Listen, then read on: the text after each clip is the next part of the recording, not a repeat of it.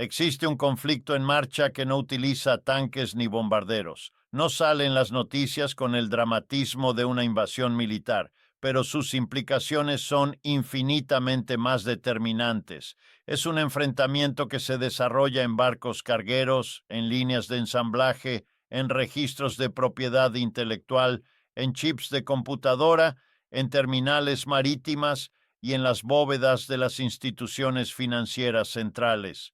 Y te lo planteo con la franqueza que permiten las cifras y la evidencia concreta. Estados Unidos ya fue derrotado. No me refiero a una pérdida que vendrá. No estoy especulando sobre escenarios posibles dentro de 1 o 2 décadas.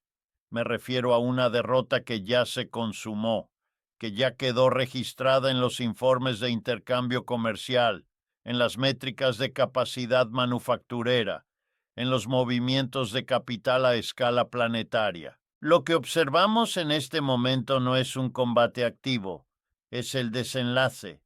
Es ese instante donde el vencido todavía se niega a admitir su caída, pero el resto del mundo ya lo comprende perfectamente. He invertido la mayor parte de mi vida profesional estudiando economía política, analizando los mecanismos mediante los cuales los imperios surgen y se desintegran, rastreando los patrones de concentración de riqueza y los desplazamientos de supremacía productiva. Y cuando examino la información disponible sobre esta confrontación económica entre Estados Unidos y China, no veo una lucha pareja. Veo una disparidad abrumadora que ya tiene un vencedor inequívoco.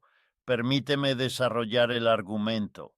La tesis que necesito que comprendas es la siguiente. Estados Unidos desató una confrontación comercial que jamás estuvo en condiciones de ganar porque enfrentó a un rival que domina las redes de abastecimiento mundiales, que cuenta con una capacidad industrial no solo intacta, sino en constante crecimiento, que dispone de los recursos monetarios necesarios para soportar cualquier tipo de presión y que opera con una visión temporal medida en generaciones, mientras Washington apenas logra pensar más allá del siguiente proceso electoral. Esto no fue una guerra comercial, fue un acto de autodestrucción industrial envuelto en el lenguaje del nacionalismo económico. Para comprender cómo arribamos a este punto, primero debes entender qué implica verdaderamente un enfrentamiento comercial y por qué el que Washington inició estaba destinado al fracaso desde su concepción misma.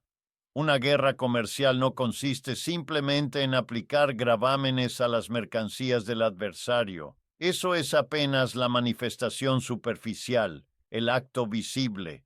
Un verdadero enfrentamiento comercial es una disputa por el control de la producción, por el dominio de las rutas, por el acceso a los insumos fundamentales, por determinar quién tiene mayor capacidad de resistencia económica cuando el otro desaparece.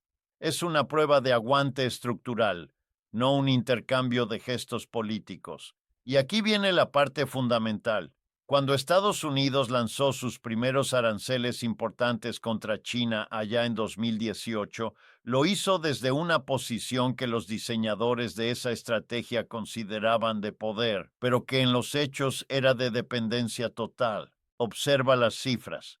En aquel momento, Estados Unidos compraba a China mercancías por un monto aproximado de $550,000 millones cada año. No hablamos únicamente de artículos baratos y juguetes, aunque eso también formaba parte del intercambio.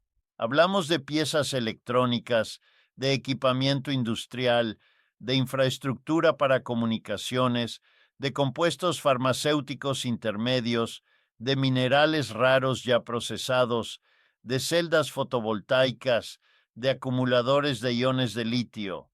Hablamos de los componentes sin los cuales el aparato económico estadounidense literalmente no tiene forma de operar. China, por su lado, compraba a Estados Unidos aproximadamente $120,000 millones, principalmente granos de soja, productos del campo, algunos aviones comerciales, cierto equipamiento especializado, productos relevantes, desde luego, pero productos que China podía obtener de otras fuentes. Brasil estaba dispuesto a venderles soja. Europa tenía capacidad de proveerles aviones. Otras naciones asiáticas podían suministrarles parte del equipamiento, pero Estados Unidos no tenía a dónde recurrir para conseguir lo que China le vendía. Esa capacidad simplemente no existía en ningún otro lugar del planeta.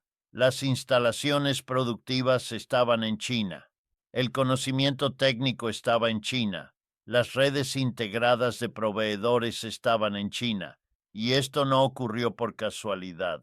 Fue la consecuencia de 4 décadas de decisiones corporativas estadounidenses que relocalizaron la manufactura al exterior para incrementar ganancias inmediatas. Aquí está la ironía devastadora. Las mismas corporaciones estadounidenses que financiaron las campañas de los políticos que declararon esta guerra comercial fueron las que crearon la dependencia que hacía imposible triunfar en ella. General Electric, Apple, Nike, Walmart, todas construyeron sus estructuras de negocio sobre la base de la producción china, y cuando el gobierno les solicitó que repatriaran esa manufactura, descubrieron su imposibilidad. No disponían de las instalaciones, no contaban con trabajadores capacitados, carecían de los proveedores de componentes necesarios, no tenían la infraestructura desarrollada. Pero esto es lo que prácticamente nadie capta. El obstáculo no era meramente logístico, era económico en un sentido mucho más profundo. Fabricar en Estados Unidos costaba entre 3 y 5 veces más que fabricar en China. Y no solo por los sueldos, que era lo que todos mencionaban, sino por la productividad real, por la eficiencia operativa, por la integración de toda la cadena de valor, por la velocidad de adaptación, por la flexibilidad manufacturera que China había construido durante décadas mientras Estados Unidos cerraba plantas y celebraba su transformación en una economía de servicios. Cuando Trump implementó los primeros aranceles del 25%, la teoría sostenía que esto encarecería los productos chinos y que los compradores estadounidenses se inclinarían por productos fabricados en América. La realidad resultó ser completamente opuesta. Los productos chinos se volvieron más caros, ciertamente, pero los compradores estadounidenses no tenían opción. No existían productos americanos equivalentes disponibles para adquirir, así que simplemente desembolsaron más dinero. Los aranceles no fueron un gravamen sobre China, fueron un impuesto que los estadounidenses se aplicaron a sí mismos. Los análisis económicos realizados posteriormente son contundentes. Investigadores de la Reserva Federal, de instituciones como Princeton y Columbia, del Banco de la Reserva Federal de Nueva York, todos arribaron a idéntica conclusión. Prácticamente la totalidad del costo de los aranceles fue absorbida por compañías y compradores estadounidenses. China no pagó esos gravámenes. Estados Unidos se los cobró a sí mismo. Y si pensabas que la historia terminaba allí, te equivocas, porque China contraatacó, y su respuesta fue quirúrgica, meticulosamente calculada, diseñada para infligir el máximo daño político con el menor costo económico propio. Cuando China impuso sus aranceles de retaliación, no lo hizo de manera indiscriminada, lo hizo apuntando a mercancías específicas de estados particulares, soja de Iowa y Nebraska, carne porcina de estados del centro del país, whisky de Kentucky, productos agrícolas de estados que habían respaldado electoralmente a la administración que inició el conflicto comercial. El mensaje era transparente. Podemos hacer que esto sea doloroso para sus electores. Los productores agrícolas estadounidenses experimentaron un desplome. Las ventas de soja a China se desplomaron más del 70% en ciertos periodos. Granjas que habían permanecido en las mismas familias durante generaciones tuvieron que declararse insolventes. El gobierno tuvo que establecer programas de rescate de emergencia por miles de millones de dólares para mantener viable el sector agrícola. Dinero de los contribuyentes estadounidenses para compensar a los agricultores estadounidenses por una guerra comercial que Estados Unidos había iniciado y que los consumidores estadounidenses estaban financiando mediante precios elevados. Déjame dimensionar lo que esto representó. El gobierno estadounidense desembolsó aproximadamente 28,000 millones de dólares en apenas 2 años en estos programas de auxilio agrícola. Eso supera lo que el gobierno federal destina al Departamento de Estado completo. Fue una transferencia masiva de recursos para mitigar los efectos de una política que no estaba funcionando, pero la administración no podía reconocer que la estrategia estaba fracasando, así que incrementó la apuesta. Más aranceles, más restricciones, más discursos sobre cómo China estaba pagando y cómo Estados Unidos estaba venciendo. La realidad sobre el terreno era exactamente la inversa. Y aquí viene un elemento que los economistas hemos señalado repetidamente, pero que raramente se debate en los espacios mediáticos. La guerra comercial no solo fracasó en reducir el déficit comercial con China, sino que lo aumentó en términos reales cuando se ajustan los efectos de la pandemia. El objetivo explícito de toda esta política era disminuir ese déficit. Fue un fracaso absoluto incluso en sus propios parámetros declarados. Pero el perjuicio fue más allá del intercambio directo. Permíteme explicarte cómo funcionan las cadenas de suministro globales, porque esto es esencial para comprender por qué esta guerra estaba perdida antes de comenzar. Una cadena de suministro contemporánea no es una línea directa de un productor a un consumidor. Es una red extraordinariamente compleja de miles de proveedores, subcontratistas, procesadores, ensambladores, distribuidores, todos interconectados de maneras que a veces ni las propias empresas comprenden completamente. Un producto tan aparentemente simple como un teléfono móvil contiene componentes provenientes de docenas de países que han pasado por múltiples etapas de procesamiento en diferentes ubicaciones que dependen de materias primas extraídas en un continente, refinadas en otro y ensambladas en un tercero. China no es simplemente un país que manufactura productos. China es el núcleo central de estas redes mundiales. Es el punto donde todas las conexiones convergen. Es la única nación del mundo que mantiene presencia significativa en prácticamente todas las etapas de prácticamente todas las cadenas de suministro industriales. Y esto no es algo que pueda replicarse en otro lugar en 5 años, ni en 10, ni probablemente en 20. Cuando las compañías estadounidenses intentaron buscar opciones alternativas a China, descubrieron algo que los economistas ya sabíamos. No existen alternativas equivalentes. Vietnam puede absorber parte de la producción de bajo valor agregado. India está intentando desarrollar capacidades, pero permanece décadas rezagada. México tiene ventajas de proximidad geográfica, pero carece de la escala y la integración necesarias. Ninguna otra nación posee la combinación de infraestructura, fuerza laboral entrenada, base de proveedores, eficiencia en logística y escala que China ofrece. Y hay algo adicional que pocas veces se menciona. Muchas de las empresas en esos otros países que supuestamente ofrecen alternativas a China son en realidad compañías chinas que han establecido operaciones allí. Cuando una empresa estadounidense traslada su producción de China a Vietnam, frecuentemente lo que ha hecho es contratar a una empresa de propiedad china que opera una instalación en Vietnam. Los beneficios continúan fluyendo hacia China. La tecnología sigue siendo china. La dependencia permanece idéntica, solo que con una etapa intermedia adicional. Y si creías que la historia concluía allí, te equivocas nuevamente, porque mientras Estados Unidos se concentraba en los aranceles, China estaba participando en un juego completamente diferente, un juego que determinará quién domina la economía mundial durante los próximos 50 años. China no respondió a la guerra comercial únicamente con aranceles de represalia. Respondió acelerando su estrategia de autosuficiencia tecnológica.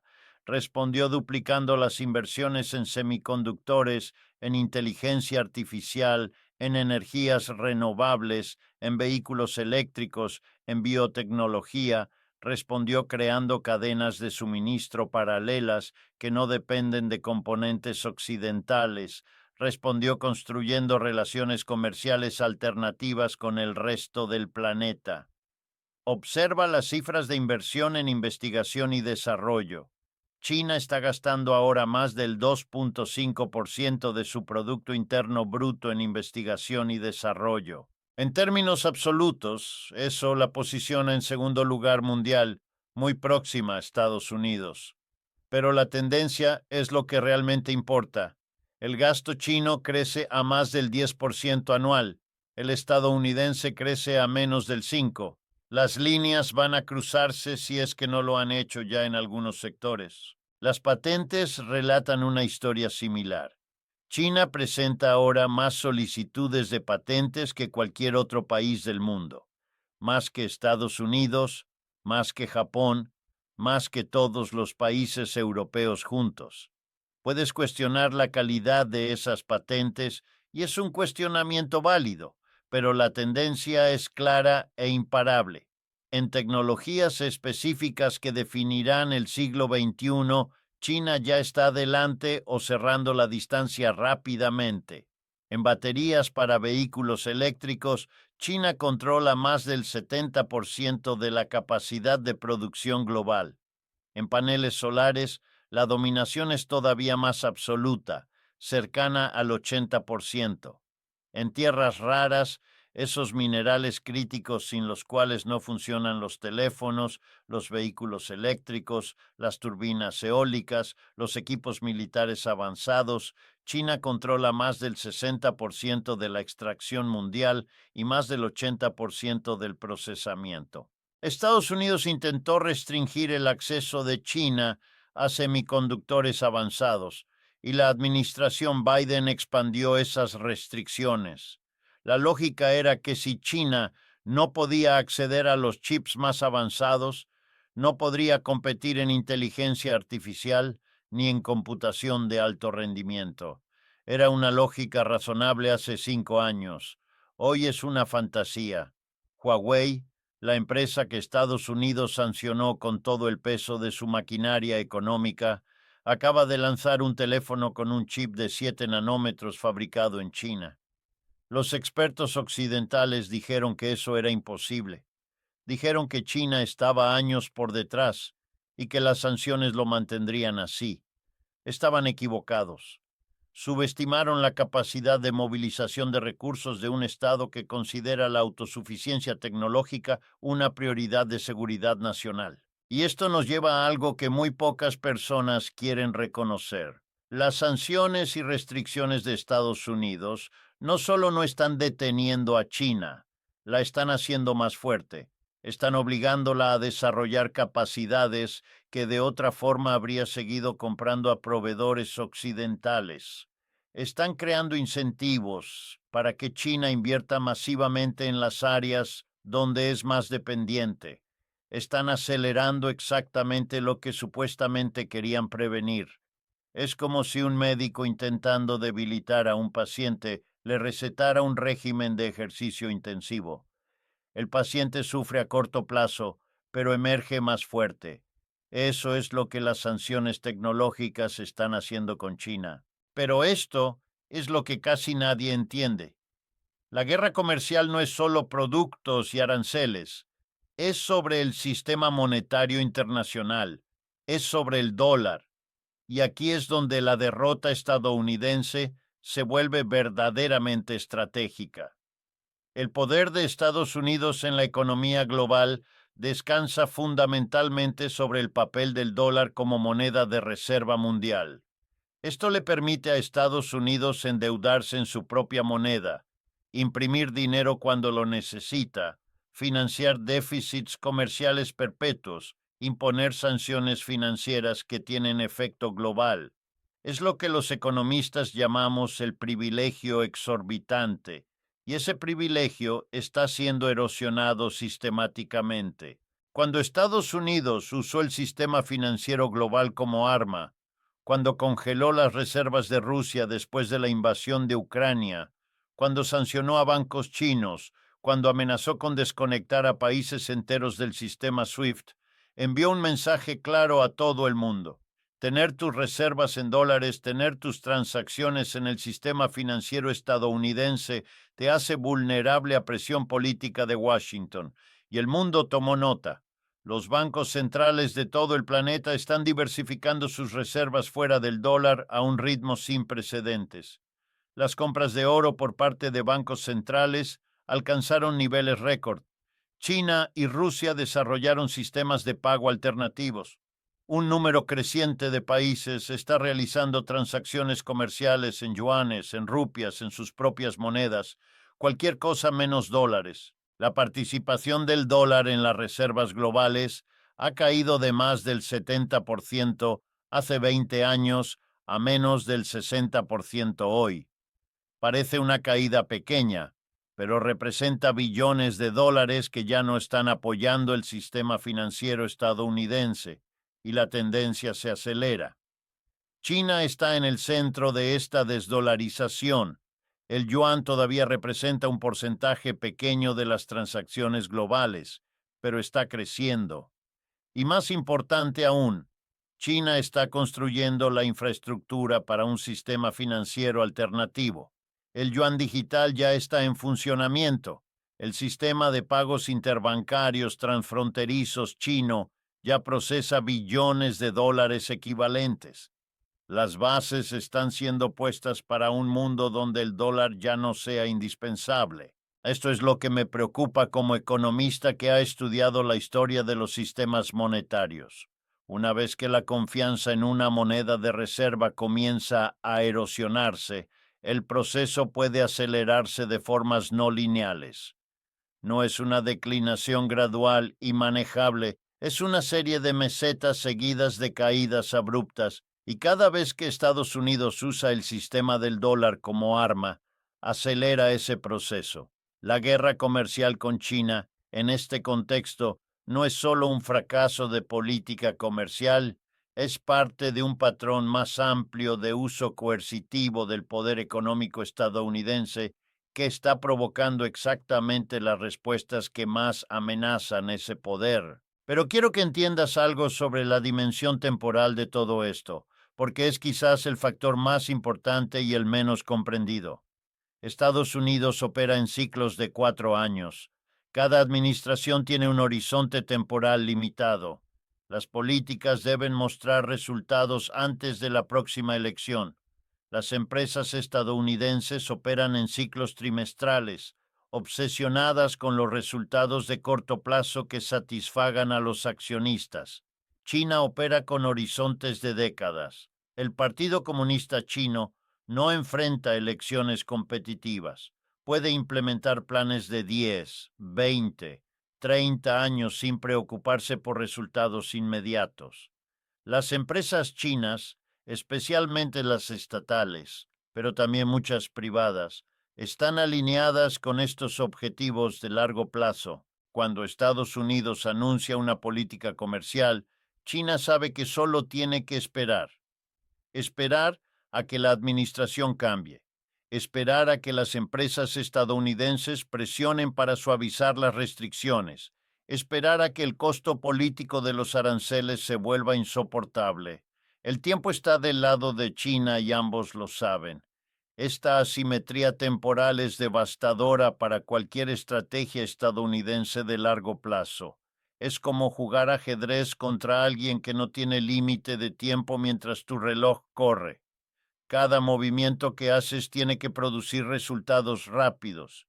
Tu oponente puede esperar, planificar, preparar respuestas para múltiples escenarios. Y aquí viene lo importante. Mientras Estados Unidos gastaba su energía en una guerra comercial que no podía ganar, China estaba construyendo algo mucho más significativo: estaba construyendo la infraestructura física y financiera de un orden económico alternativo.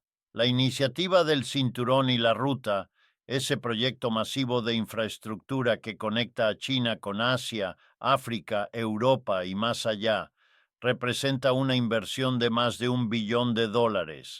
Puertos, carreteras, ferrocarriles, líneas de fibra óptica, plantas de energía, todo diseñado para crear rutas comerciales que no dependan de la infraestructura ni del sistema financiero occidental.